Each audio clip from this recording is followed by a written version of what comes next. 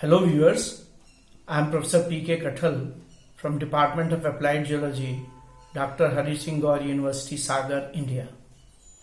The topic of my today's lecture is Part B, Foraminifera, Introduction, Morphology and Wall Composition.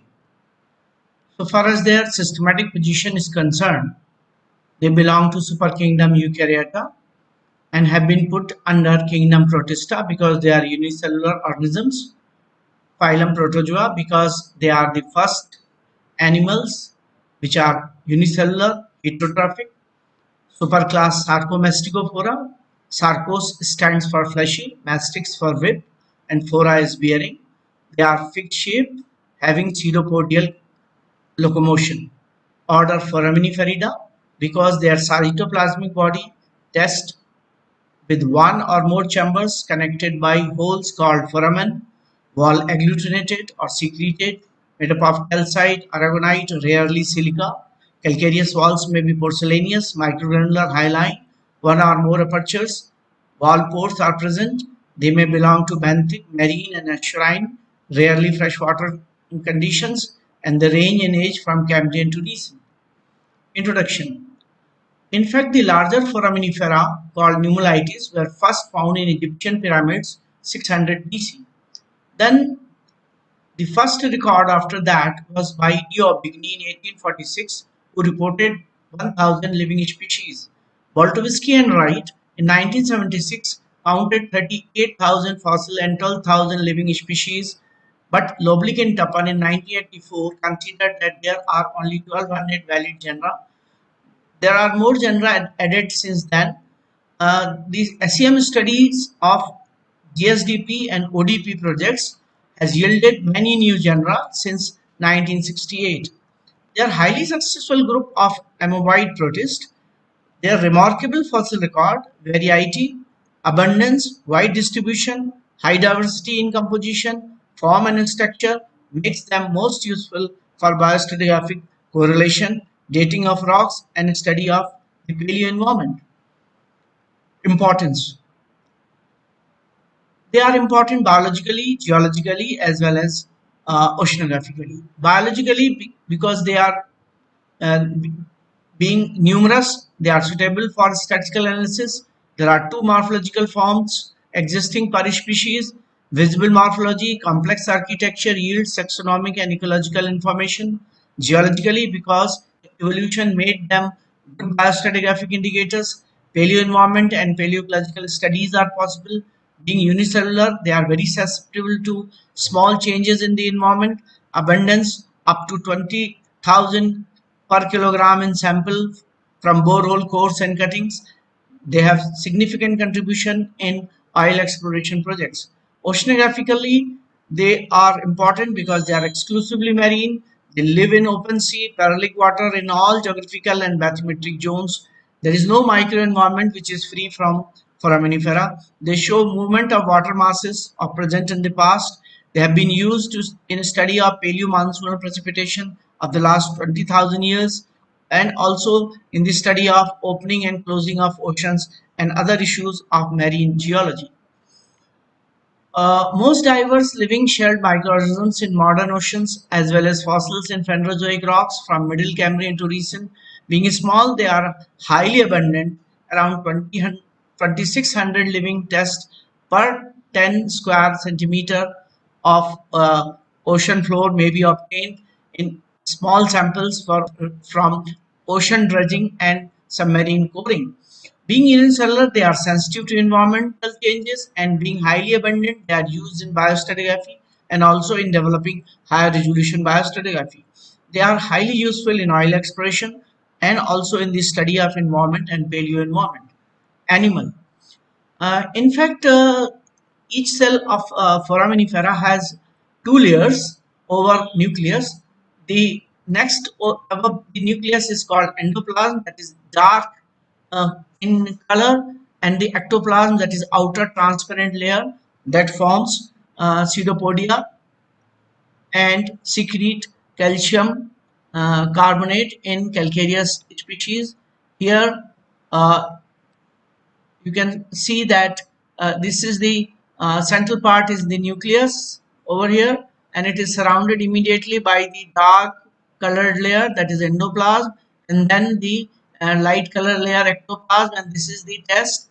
And these are the pseudopodia which are extending, and in fact pseudopodia are the false locomotory organ. They may envelop the test up to 10 times. They also act as sensory devices in capturing ingestion, digestion of food, and as an anchor in the locomotion. And they may be phyllos, means thread-like, or maybe branching, called reticulose, or they may make a network rejoining, that is called anastomosis. They rise from the aperture in porcelaneous and agglutinated test, but radiate in the calcareous test through the pores. This is a schematic diagram of living multilocular foraminifera, and here you can see that this is the endoplasm, light yellow color. This is the ectoplasm. This is a chamber. This is these are the black lines are the pores. This is nucleus over here. These are the foramen, which are the opening, connecting opening at each between the two adjacent chambers, and there are certain other structures that we find in the cell. Here there are three pictures. One is living foraminifera, and you can find that through this aperture the protoplasm is coming out and it is spreading in the form of pseudopodia. This is one is the SEM picture of dead foraminifera, that is planktonic foraminifera. Diagram of living cell of foraminifera. You can find the nucleus over here and the endoplasm over here, and this is the ectoplasm, the outer layer, and this black layer is test. These are the Golgi apparatus, ribosome, mitochondria, and you see through the aperture the pseudopodia are going out. This is the enlarged view of the living foraminifera habitat. Uh, so far as the habitat is concerned, they occur in brackish, hypersaline, normal marine conditions, and hypersaline lagoons as benthic species. They have lived since Middle Cambrian, and they may be found in the neritic, bathyal, abyssal surfaces as either vagrant, means free crawling organisms, or sessile, they are attached to the bottom, and they have been found living in all the latitudes, but some of them may be restricted to latitudinal zones. For example, Rotorboides granulosum, that occurs between the latitudinal zone of 25 north to 20 south, and the planktic species are around 55. They first appeared in Jurassic. So any rock containing planktonic foraminifera is not older than Jurassic, and they live in the 200-meter water column, or that is called Photic zone. In this picture, this is the upper layer of ocean. This is the 100-meter, and we find that in the we find the spinous planktic form, and below that we find keeled planktic forms. Plate that is showing the planktic form, that is giving you the idea that their volume is more than weight, and they must having higher buoyancy and they are floating. And this is the bottom of the ocean, and up to here this is the neritic zone, then bed, and then the we have the up to 200-meter, and from 200-meter we have the bathyal zone, and up to after 3000-meter we have the abyssal zone. So we find that there are so many forms living on the bottom of it, and this is the plate showing some of the benthic forms for your observation. And here you find that this particular level is called CCD, that is carbonate composition depth, below which we do not get planktic foraminifera even in the dead stage, because of the dissolution of their test owing to the high acidic conditions prevailing below the CCD. Nutrition and food. They are omnivorous. They can thrive on diatoms, bacteria, phytoflagellates, microalgae, spores, etc. But many species are phytal species. They show symbiotic relation with marine algae, and therefore some of the large foraminifera could attain their size, for example, pneumalitis. Some of them are endosymbiontic, very few, particularly the meliolate, some meliolate, rotulates, and globigerinates. They allow microalgae to live below the test, and they use the oxygen released by it, and they are having a good relationship. But some sequester chloroplast inside, and it is taken from the algae and it is kept for some time before digestion. So you see, I have already told you that they are unicellular, they are foramen bearing animals belonging to phylum Protozoa. They are exclusively marine except a few. Here I am showing you some pictures. This is a calcareous benthic foraminifera. This is a calcareous planktic foraminifera, and this is a calcareous benthic foraminifera. Planktic foraminifera, as I have said, that it will have voluminous chambers, and by virtue of that it will remain floating. And here in the other pictures, this is agglutinated foraminifera, where you can find lot of agglutinated particles. The entire test is made up of agglutinated particles. And here in the second picture, we find that the particles are of different colors, which are called agglutinants. We can divide them in foraminifera into two types. One are called smaller or microforaminifera. They are their size or diameter may be up to 1 millimeter, and the larger or megaforaminifera. So this is how the two groups are recognized. In the enlarged picture, which is actually taken from the microscope, it's a picture of slide where various small species of benthic foraminifera and some planktic foraminifera are shown to you. And here in the lower picture, you can see and appreciate that the size of larger foraminifera is around 1 inch or more. And if we have larger foraminifera in the rock, the thin section will look like this. This is how the recent modern smaller foraminifera look like. The upper picture is showing you the assemblage of planktic foraminifera, and the picture below showing the assemblage of benthic foraminifera. And here this picture is showing the culture of benthic foraminifera, and you can see that the culture can be conducted in small glass jars. It does not require much space or problems in the study of foraminifera. Dimorphism. You see, dimorphism means two morphological forms in single species. In fact, the evolved calcareous species show two generations in benthic forms. One is called microspheric test, and second is called megalospheric test. Microspheric test is a scion generation or gamete generation having diploid or 2x number of chromosomes. It has prolocus size small and test size large. Here, this in this picture, this part is the scion or microspheric test. You find that the prolocus here is very small, but the size, overall size, is large, and it is multinucleate. It has many nucleus, and if it undergoes meiosis, that is reduction division, and that are all asexual reproduction, it can release young gametes which are haploid, means having half the number of chromosomes. These young gametes, they have large prolocus and they can grow directly into gamete or haploid stage. And here you find that this prolocus is large, but the overall size of the test is small.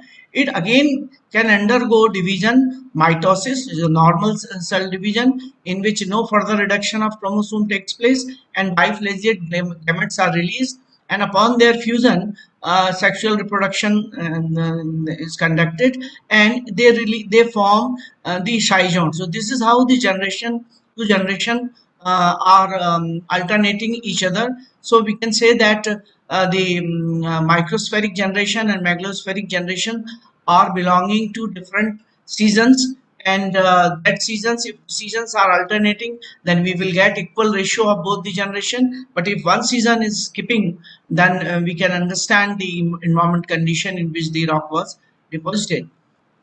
Chambers and their arrangement. The first chamber is called prolocus, and we can arrange all the foraminiferal tests into two groups. One is called unilocular group. The example is Lagina. I have shown Lagina over here. This is the line, this is the sketch, and this is the dead SEM of Lagina.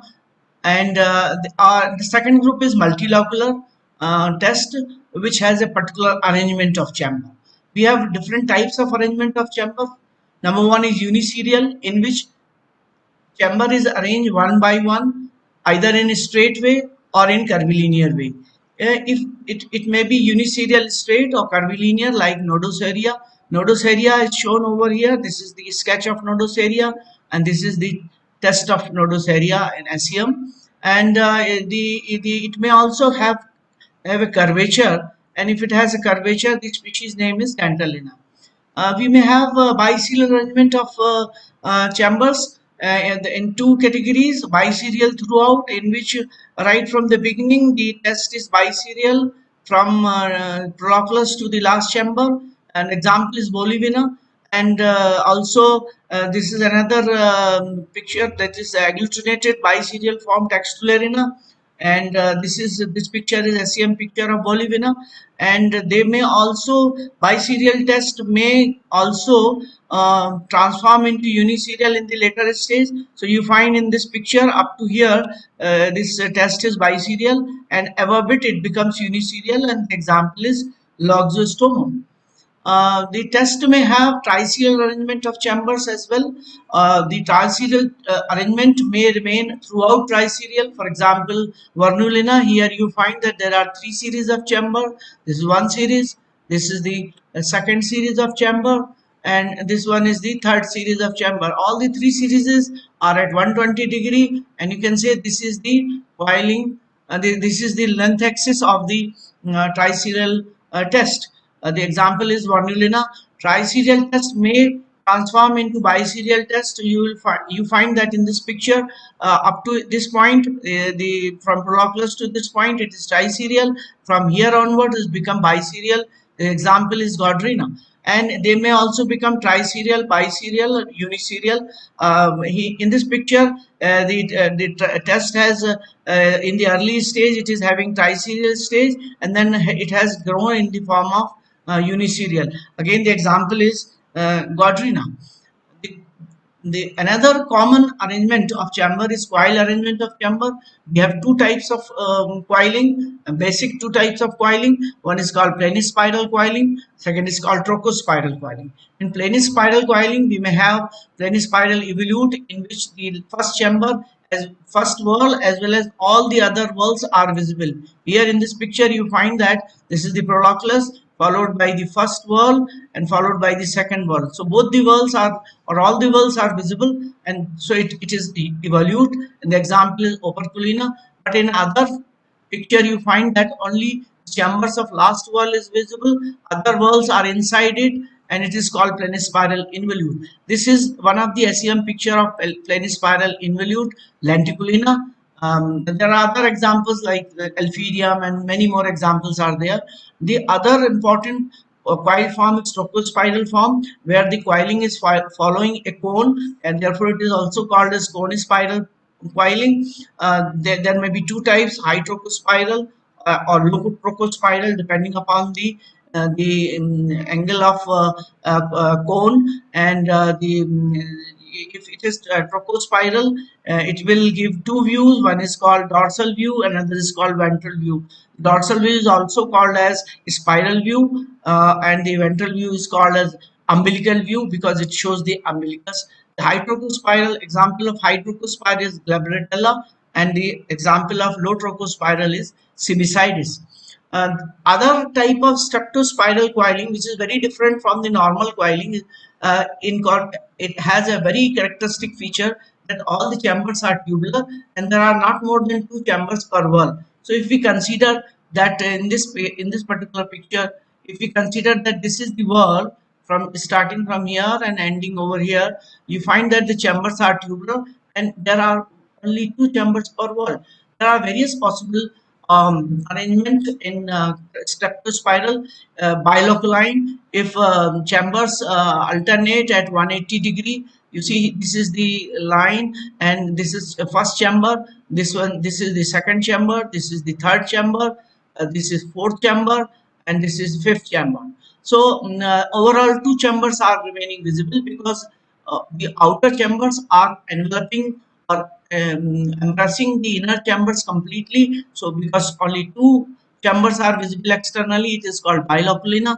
Spiraloculina, in which the chambers are added at 180-degree again, but they are not embracing. They are not completely embracing the inner chambers. So we find that all the chambers on both the sides are visible. Here in this picture, you find that there are so many chambers. In this cross section, you find that this is the proloculus. This is first form chamber. This is second form chamber. This is third form chamber, and this is fourth form, last chamber. So all the walls, all the spires are visible. It is called as spiraloculine arrangement, and the example is spiraloculina. In another triloculina, we find that the chambers are added at 120-degree. In this picture, you find that the angle of attachment. This is proloculus. This is second form chamber. This is third chamber. This is fourth chamber, fifth chamber, and sixth chamber. But the outer chambers are embracing. So overall, there are only three chambers visible externally, and therefore it is called triloculine. And the example is triloculina. And this is SEM picture of triloculina. And quinquiloculina, we have 5 planes of addition of chambers, but chambers are added not at 72-degree, 144-degree, but the adjacent chambers are at 72-degree. Therefore, 5 chambers are visible externally, and this is called quinquiloculine arrangement. An example is quinquiloculina. Uh, the another aspect which is important in foraminifera is wall composition and microstructure. You see, order Foraminiferida has been divided into 12 suborders on the basis of various types of walls. You see, the important 5 suborders are shown over here. The first is Allogromina, which belongs to freshwater, which have flexible, thin tectinous wall. In Textularina, we have one organic line down below, and it has several grains sticking on it. They are called agglutinants, and the walls may also have certain tube-like structures, which are called alveoli, and the wall is called labyrinthic, and it shows deep water conditions. Meliolina, it has one organic line and 3 calcareous layers. The middle one is thicker. It has randomly arranged calcite crystals. You can find all the crystals are randomly arranged like this, and the upper and lower layers, which are thin, but they have orderly arranged calcite crystals, C-axis perpendicular. This is called porcelaneous wall, because some of the light gets reflected and some of the light gets absorbed, and it gives a porcelain like shining or tooth like shining. And the other another kind is microgranular, which is belonging to suborder Fusulinina, and it has a small microgranular or small granules of calcite, which may be having a single type, that is microgranular, or it may also have 2 types. One is a fibrous layer, which is lower layer. Upper layer is always microgranular, and they may also have certain tubes which are called mural pores, but these tubes are blind and they are not perforated. In the most modern foraminifera, that is Rotellina, we find that the wall is bilamellar or maybe multilamellar with microgranular ultrastructure, and we may have pores in between. So these are the real calcareous perforate foraminifera. And here in this section, you find that there are successive laminae and there are certain pores. Exchange of gases is possible, and this is all below the above the organic lining. You see, in Rotellina, we have 2 types of wall. One is called ultrastructurally radial, in which the crystals are perpendicular to the wall, as you find over here.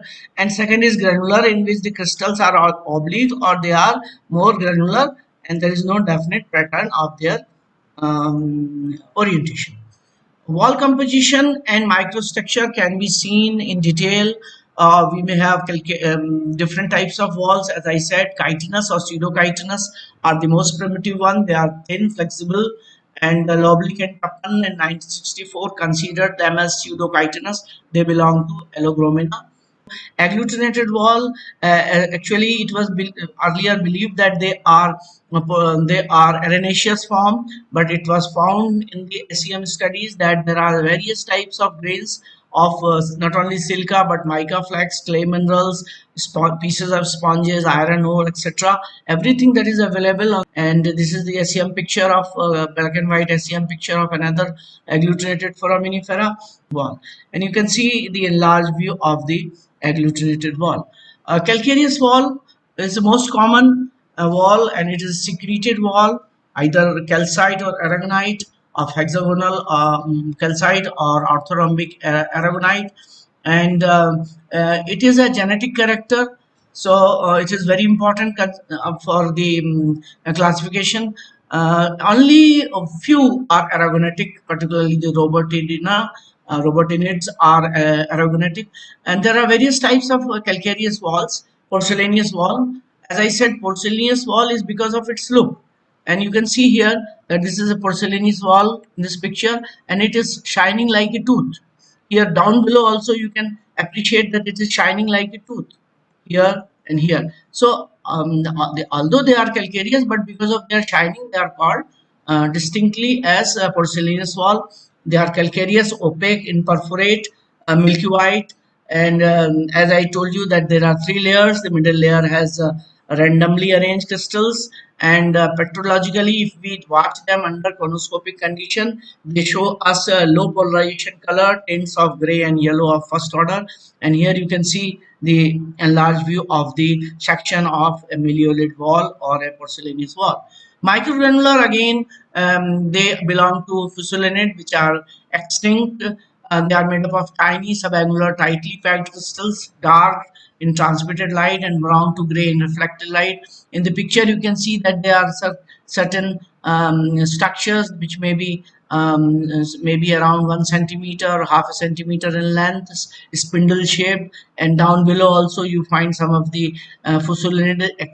They are all extinct, and but they are very good index fossil of Paleozoic times, and may have mural pores as you picture, and here you find that this is the enlarged view of the section of a microgranular wall. And hyaline calcareous perforate radial walls is the most common, and the calcite crystals are oriented perpendicular to the surface of shell, and calcite is hexagonal, and it is called radial wall, in which the basal pinacoid of calcite is coinciding with the wall and giving it a glassy transparent reflective look. Here also you can find that this is a glassy transparent look. In the upper picture also you find it glassy transparent, and in the enlargement you can see that this is the bilamellar wall with the microgranular ultrastructure, and here it is bilamellar and cryptolamellar wall with the successive laminae, many laminae one over another, and there are pores through which the communication of gases and liquid is possible, and pseudopodia can also come out of there. Another category is hyaline calcareous test with perforate granular walls. Earlier I showed you the radial wall, and here you find in this sketch that the grains are not oriented in a particular manner. They are randomly placed. So this is what I mean by the perforate granular wall, and they show different optical characters petrologically under conoscopic condition. They're formed of multi-size crystals of calcite randomly oriented. Hyaline calcareous text with monocrystalline wall. You see, the entire foraminifera is made up of a single crystal. This is very unique. As a form of single crystal or rarely a mosaic of crystal, and it belongs to suborder Spirulina, and Petalina is the species. Here you can see that this is Petalina in under the microscope, and this is under this is the SEM picture of Petalina. Spiculatus, which are very rare, they are made up of small spicules, which are the needle-shaped. They are forming the test, and they belong to Carterenina, and the species is called Carterenina. It's very rare, And the lastly, we have radial aragonite test, which is made up of aragonite. This is also very rare, and the crystals are perpendicular, and it belongs to Robertinina, and the example is Robertina. You see here the suborder of Foraminifera on the basis of wall composition has a very great advantage because they give us the order of their appearance or phylogeny of Foraminifera.